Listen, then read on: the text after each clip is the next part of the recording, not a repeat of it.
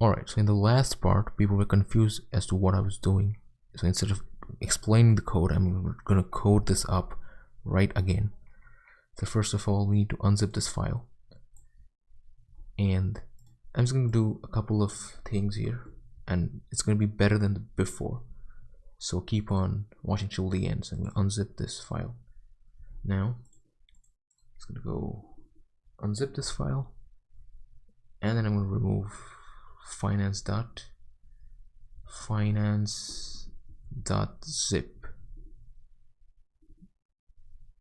Okay, so after having done that, it's being cd into finance, and I'm going to flask run this. Okay, so I get a link here from which I can go over here, and as you can see, let's look at the code and we can see some error checking over here. So first of all, we can see a bunch of boilerplate code. See, for login, we would clear this thing and then we check if the username was submitted or the password submitted, and so on. So what we need to do is we need to first register. In the register route, we would require a similar template like login. Okay, so we would take the entire thing from login and we'd create a register.html. So I'm just gonna create a new file, call this register.html, and then I'm gonna open this up, paste whatever I have instead of login. Let's call this, I'm gonna call this register, and then I'm gonna say username followed by password followed by confirmation. Go back here. So confirmate, it's gonna be password, type is gonna be password, but the name is gonna be confirmation instead. And instead of confirmation, instead of login, I'm gonna have register. Alright, so having done that, now how do we write register? Register is going to be pretty much similar to what we have here. So first of all, I'm just going to run this again. I think we need to Control C here and then flask run again. Okay, this gives us a link to click on. So I'll click on this and check whether the register field is working. Well, it's not, because it's still in this state. So what I'm going to do is, there's a register, I'm going to find the register feed route over here, which is going to be over here, and then I'm going to do the following. I'm going to say, well, if the method, so if request.method equals post, then I'm going to do something. So for now I'm just going to pass, and then otherwise I'm going to return render template. I'm going to render the register.html template. So register.html. I think how do we do that? Okay, it says render template, return render template, something like that.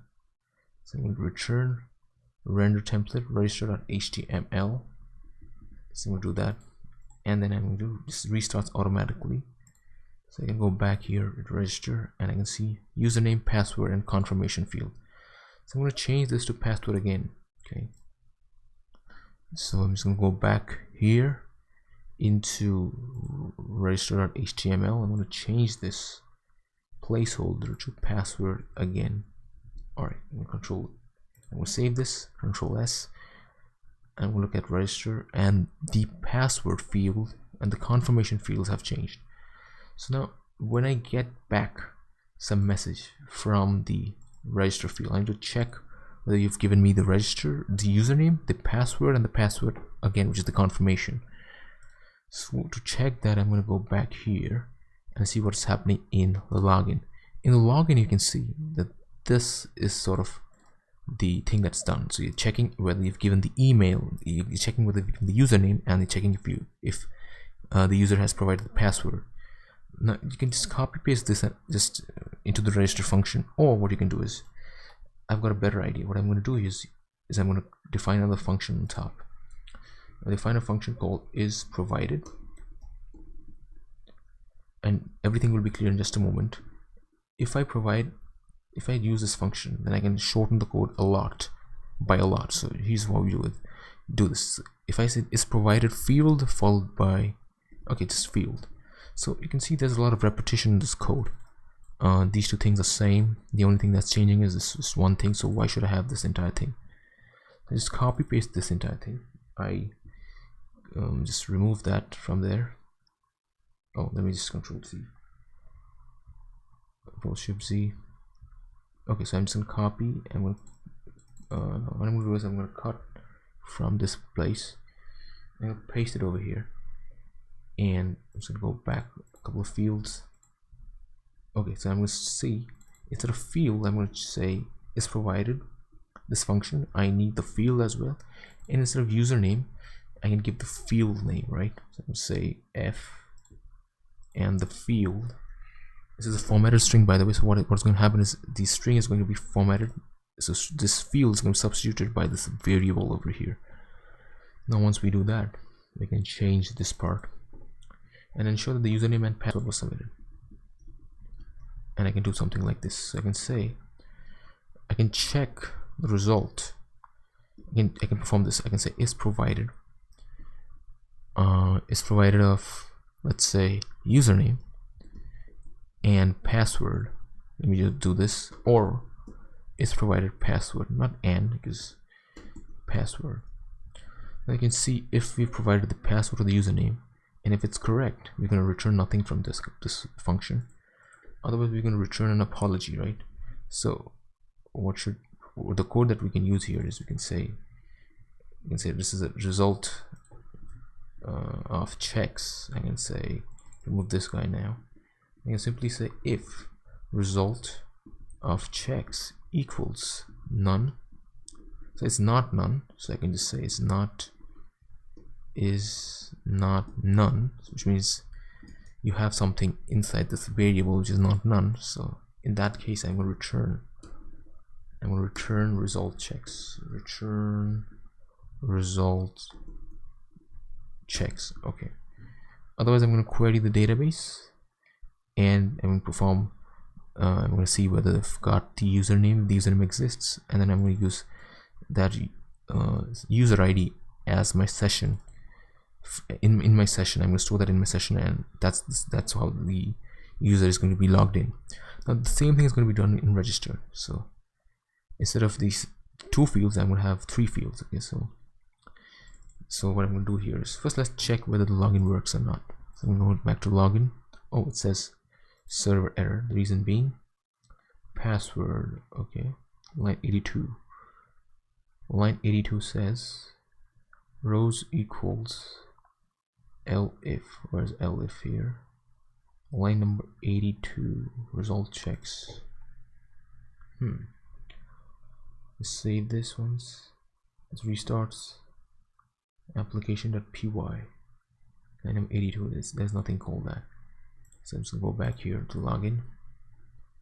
Okay, so if I give any login, if I don't provide the username and login, it gives me an apology. Must provide username. If I provide a username and don't provide the password, I get must provide password, and then I'm gonna go back here and provide both of these things. And if I don't find anything in my database, I'm gonna say invalid username or password or password. So to do that, to add some user, I can look at the database. I double click on finance.db and I see what's going on here. It says my users table. I can see that there's nothing here. So to add something here, I can finish this functionality for register. I'm gonna go down here and I'm gonna say if request.method equals post equals post, then I'm gonna do something. What I'm gonna do is I'm gonna check in this case I'm gonna check from these checks is provided username because you can see I have the username field there, I have the username field in register, I have the password, and I have the confirmation fields. I'm going to check if the username is provided or if is the password provided. Password provided, or is the confirmation provided, right? Confirmation.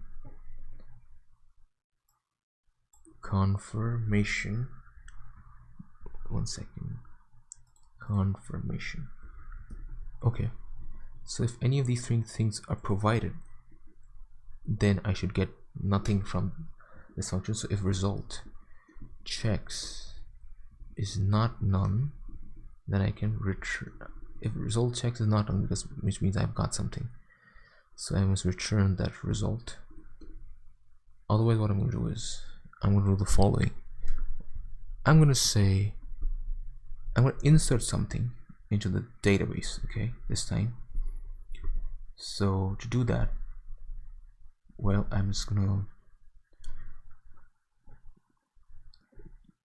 use this db.execute function. So I'm going to say db.execute insert. Now you have this table which you can look at, and the users table has this kind of a structure. It says ID, username, hash, and cache. So I'm going to go back here. I'm going to go back. So you can see that this is the primary key, and this is a key which has a default value. So the only things that we need to provide is the username and the hash, which is essentially the password, but you hash it using a function. So let me show you what I mean. So I'm going to go back here, and I'm going to say db.execute insert into users, the users table. We want to insert into the users table. We want to insert username into these two fields, username and hash, values of username and hash. And then I'm going to fill these fields with the following values, with whatever the user entered in the forms, right? So I'm going to say username equals request.form.get username, and I'm going to say hash equals. Now this one is a little bit tricky. We will have to generate a hash. So I'm going to use generate password hash request.form.get password. Okay, and they could just use variables instead of, like, you could define username and you could set that equal to this on top, and that would be a little bit cleaner, but I'm going to stick with this. And so after having done this, now what can happen here? What are the problems that can happen here? Well, one problem that can happen is you can enter the same user which is already there. So let me show you. If I go back here, if I want to enter like a user called R and simple passwords, so we are able to log in. Oh, it says invalid username or password, because okay, that was, I think we have to go back to register. If I say R1 and 1, if I go to register, it says, okay, the problem is it's interesting. It says invalid username or password. Well. I'm going back to register. If I'm submitting this form, the requested method is post, then I must go to this section, insert into users. Let me see if we've inserted anything.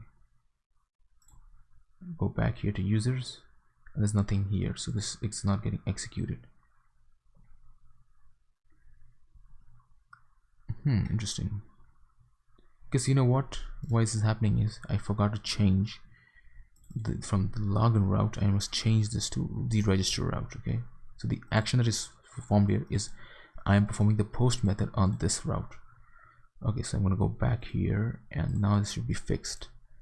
Let me see if I say R1 and 1. So now, yes, have I been able to register? It says internal server error. The reason being is the function didn't return. Well, insert into user this.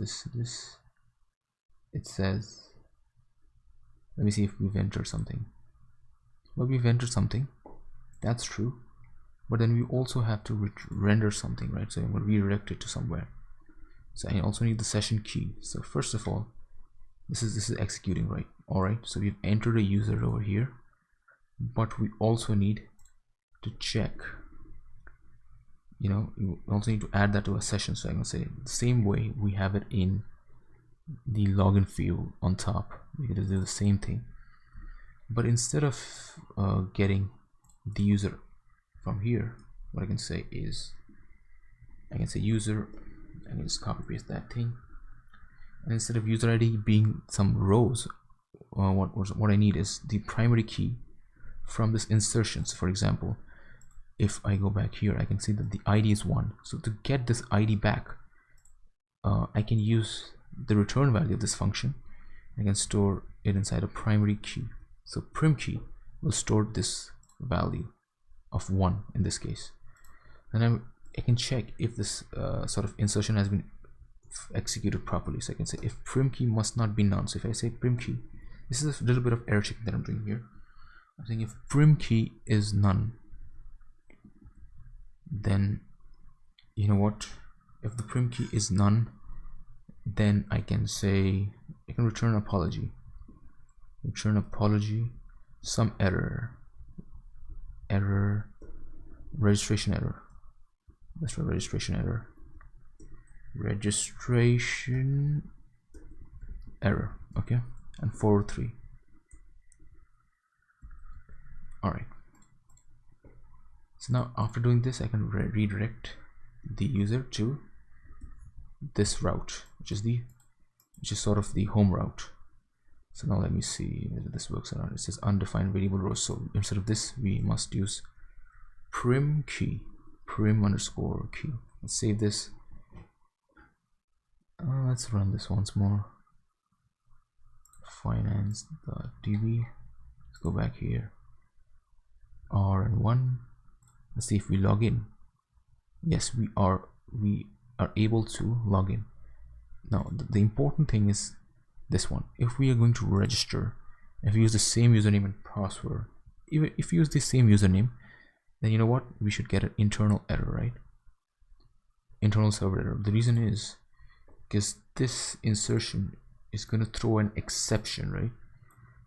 Because these fields are unique. This is a unique field. So you can see here it says, it must say something like there's an exception. Yes, there's an exception because the fields are unique. To prevent the exception from sort of crashing our server, we can do something like this. We can use a try catch block or try except block. Let's say try. So we'll try this risky code over here, which might throw an exception, and then over here in the except part, you can say, if you're throwing an exception, I'm just going to return an apology.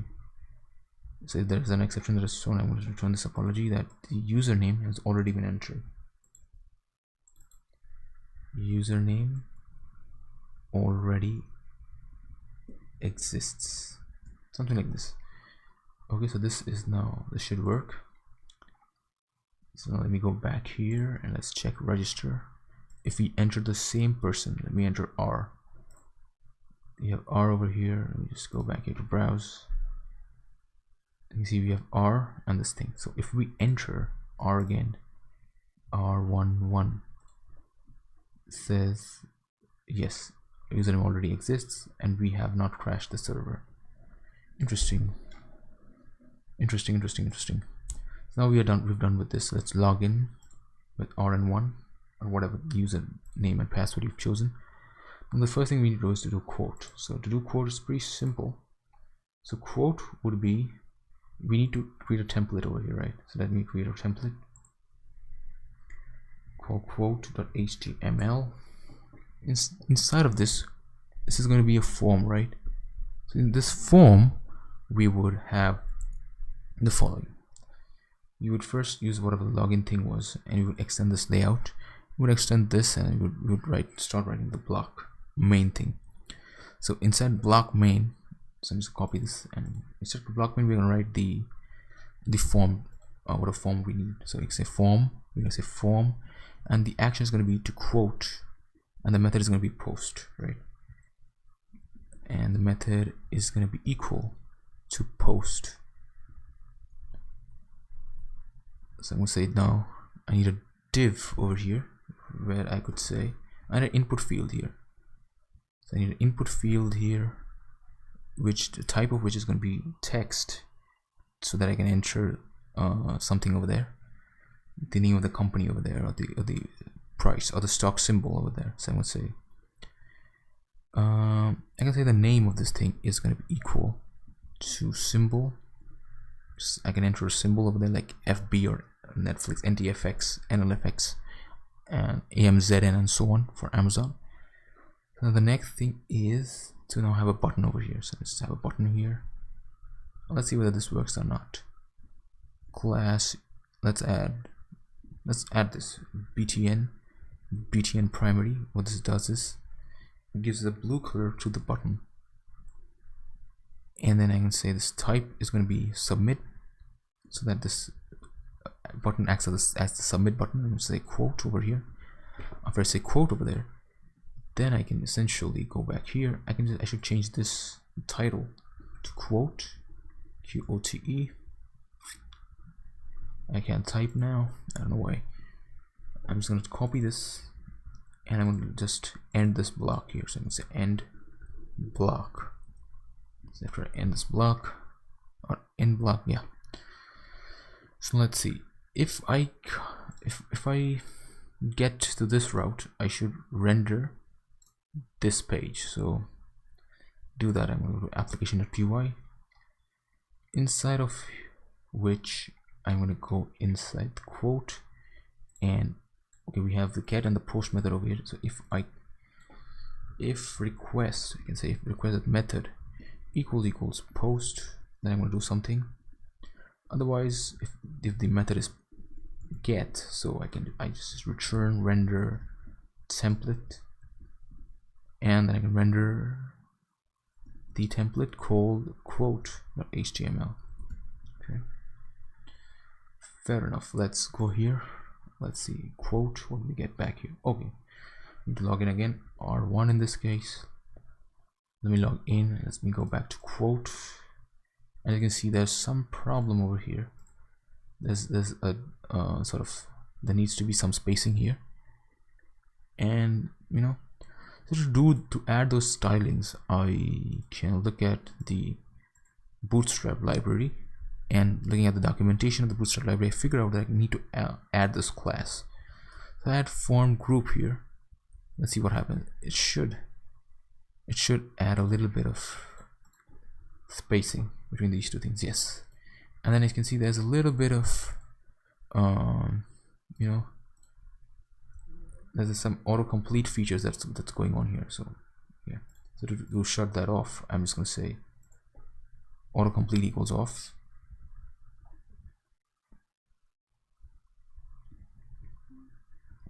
And then there's one more thing that I need to come and go back here and check. Now you can see that when I come to this field, this is not focused automatically, so I can add a sort of property here called autofocus, an attribute here called autofocus, and this would, whenever I come to this, it automatically focuses on this, and I can just start typing in without having to click. That saves me one click. There's one more thing that I can do, to add styling, like just like I added form group here, I could add here form control. You can read about this in the Bootstrap documentation. So if I go back here, if I go back to quote, then you can see that this is much more pleasing to the eye, right? Design wise. I can type in the name of the stock here, like Facebook or Amazon or Google. So right now there's nothing that is going to be happening because we have not implemented what happens when you reach the route via the post method. So I'm going to finish the post method right now. So to do that, just go back here. I'm going to go back here and the application.py. Inside of this post method, I'm going to do something. I'm going to say if you don't enter, so I can use is provided, right? I can say result of, I just perform one check in which I say is provided. Did I provide the symbol? Okay. And if I didn't, so if the result is not none, result of the check is not none, then I definitely made some. So there was an apology that was returned, so I would return the result. Okay.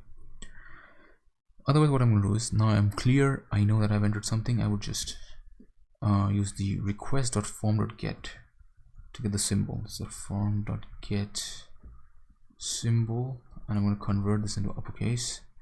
Do that, I'm going to use the upper upper, and then I'm going to look at the stock. So now I have a function from helpers.py which has been provided to me. It's called lookup. This function looks up the stock. So just look up the stock, look up the symbol.